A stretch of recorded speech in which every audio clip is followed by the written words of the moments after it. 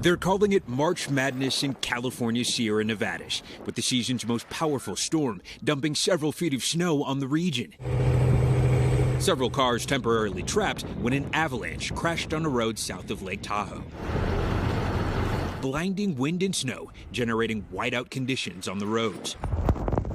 The region's major thoroughfare, Interstate 80, closed over the weekend. Conditions so intense, even semi-trucks were completely stranded.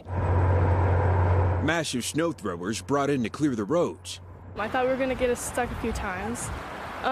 It kind of felt like we were swimming through the snow almost in the car. The blizzard bringing snow totals from 5 to 10 feet in some areas. Railroad workers putting in overtime to keep mountain passes clear. This family restaurant supporting the crews. Those guys are heading up to the summit. They are going to be up there for 20 to 22 hours. Lake Tahoe ski resorts closed from too much of a good thing. Massive piles of snow reaching all the way up to the chairlifts, even blocking doors at one resort.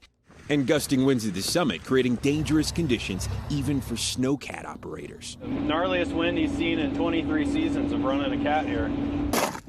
Even in Reno, thousands of feet lower in elevation, residents were digging out their cars. You gotta live in Nevada, you gotta get used to that. A blizzard of rare intensity piling up the snowpack in the Mountain West.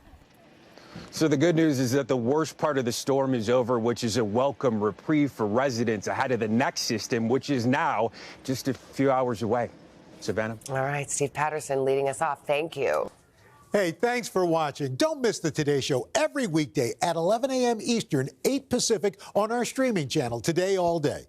To watch, head to today.com/allday or click the link right here.